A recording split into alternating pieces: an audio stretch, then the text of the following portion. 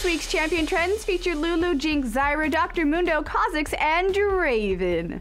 I'm Lindsay with Zam, and this is LolKing's League Trends. Let's dive into the League of Draven. Summoner's Rift. The increases in pick rate this week are headed up by Mantheon, with Lulu, Lucian, Jax, and Nidalee rounding out the list.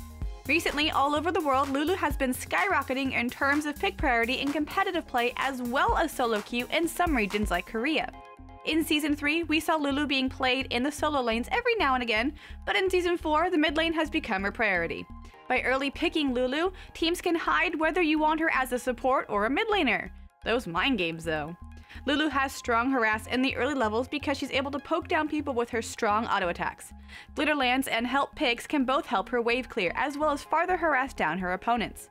A mid lane Lulu can win out almost every 2v2 situation due to the fact that she has a polymorph and glitter lands can hit multiple targets. So what makes her more viable now than before? In Season 4, she gained movement speed scaling on Whimsy, which adds 1% movement speed for every 10 AP that you have. This allows her to roam easily, and the utility she gives to her team late game is incredible because she can turn anyone into a tank with her ultimate. Yep, that tasted purple! Decreases in pick rate this week are led by Jinx, with Zaraz, Dr. Mundo, Ziggs, and Vi finishing off the list. Jinx has been disappearing from competitive play faster than Team Siren. Shots fired.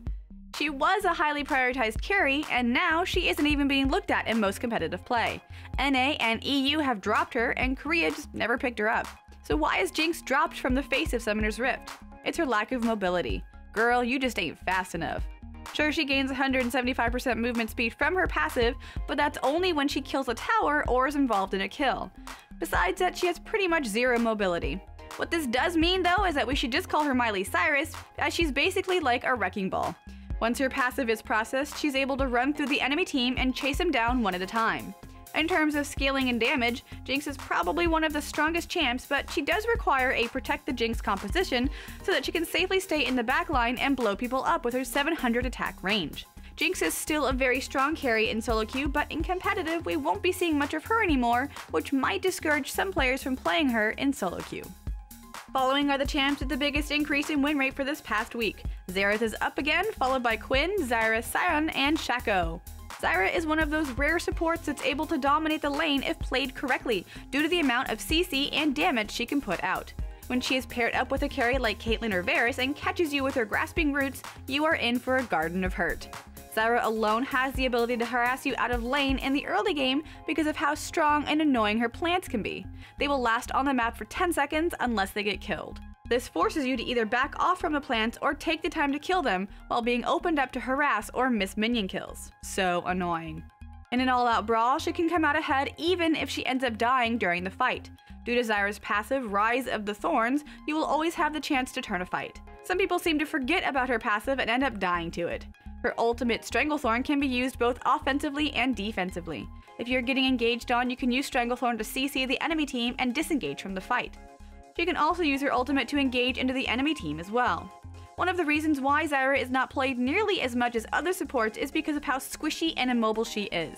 She can easily be bursted down if she is caught out of position, while other supports like Leona and Thresh are more resilient in lane. Decreases in win rate this week are headed up by Urgot, with Master Yi, Nautilus, Evelynn, and Dr. Mundo finishing off the list. Dr. Mundo don't care, he do what he want, he go where he pleases. This is true for the most part, especially if players run teleport. The reason for teleport is Dr. Mundo has a very low kill potential in lane, and let's be honest here, he is just like a moving wall. He's been extremely dominant in terms of pick priority in all competitive play as well as solo queue. He scales incredibly well and becomes this unkillable frontline. Every time you think you're gonna kill him, he comes back to life with the insane self-healing he gets from his ultimate, Sadism.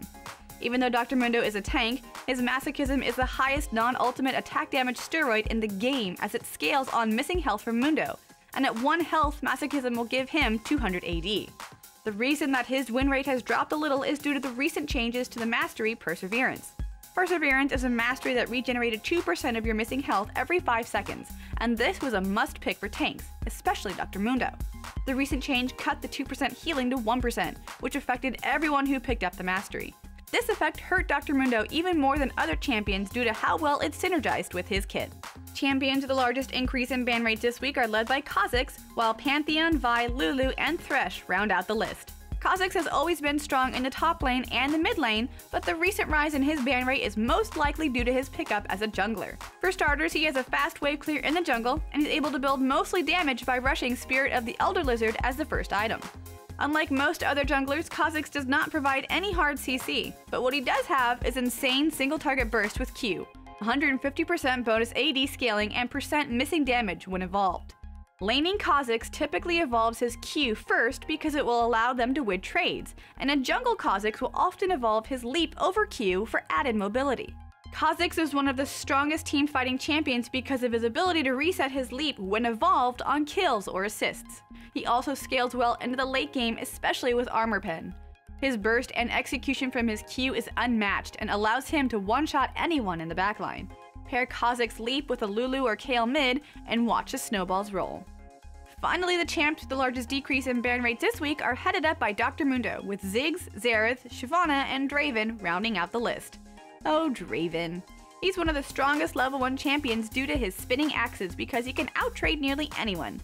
That being said, he's also a high mechanical champion because you have to be able to micro yourself to catch your axes or your damage will significantly drop. Draven is a bit of a snowball champion because his passive stacks every time you catch an axe. You cash in your stacks when you get a kill. 100 stacks equals 250 gold.